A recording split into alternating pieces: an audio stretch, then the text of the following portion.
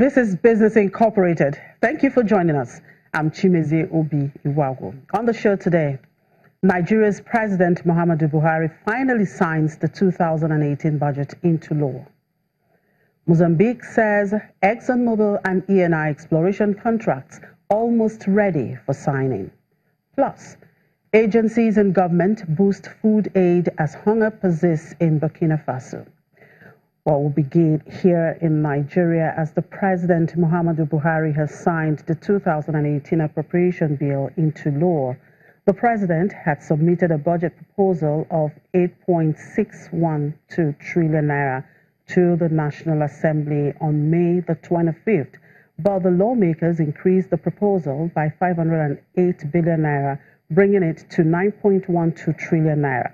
It took the National Assembly 6 months to pass the budget following alleged delay by some ministries, agencies and parastatals. During the budget presentation, the President had noted that the appropriation bill will consolidate on the achievements of the previous budget. And to the markets now here in Africa at intraday. The Nigerian market was in the red, while Egypt and South Africa were in the green. The Jersey index was leading gains by 1.42%. Egypt was up 0.38%. However, the NSE came down 0.23%. Kenya closed sharply low 2.39% on Tuesday. And in the Middle East, all the markets were looking red at intraday. Qatar led losses by a whopping 2.37%. Saudi Arabia followed with a loss of 1.14% as investors awaited a decision from global index complier MSCI on whether to include Saudi Arabia and its $526 billion bourse in its emerging market indices at a review of its widely tracked benchmark. MSCI is due to announce the results of its annual market classification review round today. MSCI's gauges are used by investment funds worldwide, with some $1.7 trillion of active and passive money benchmarked against its emerging indexes. Dubai was down 0.57%, while Abu Dhabi was down 0.25%.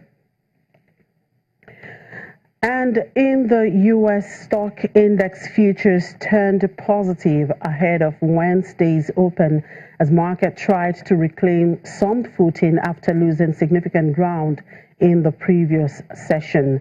Around 5:30 a.m. Eastern Time, Dow futures rose 121 points, indicating a positive open of 124.79 points. The Nasdaq and the S&P 500 futures also indicated solid gains at the start of their respective trading sessions. The move in pre-market trade came after Wall Street posted heavy losses during Tuesday's session. U.S. stocks sank yesterday as trade tensions intensified, causing the Dow Jones Industrial Average to close down almost 300 points, having erased all of its gains for the year during the session. Other major domestic indices also closed lower. Now, aside from politics, crude futures will be at the forefront of investors' attention as members of OPEC meet in Vienna, Austria this week. Now, coming up, fresh data and earnings are due at 7 a.m. Eastern Time. Mortgage applications are scheduled, followed by U.S. international transactions accounts at 8:30 a.m. Eastern Time and existing home sales data at 10 a.m. Eastern Time. In corporate news, Winnebago, Micron, and American Outdoor Brands are scheduled to publish their latest corporate earnings. Central banking news will also be of key importance to investors this Wednesday. U.S. Federal Reserve Chair Jerome Powell is set to participate in a panel discussion with other leading central bankers, including leaders from the European Central Bank and Bank of Japan, at the 2018 ECB Forum on Central Banking in Sintra, Portugal. In Asia, stocks closed higher today, with regional markets suffering sharp losses in the previous session caused by elevated fears of a trade war between the U.S. and China. Japan's Nikkei 225 rose 1.24% to end at 22,555.43.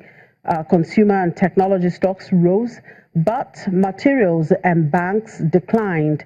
Pharmaceutical stocks led gains on the day, while the Topix mining sub-index was the worst performing sector. In South Korea, the Kospi rose 1.02% to close at 2,363.91. In Australia, the S&P ASX 200 advanced 1.16% to finish at 6,172.60.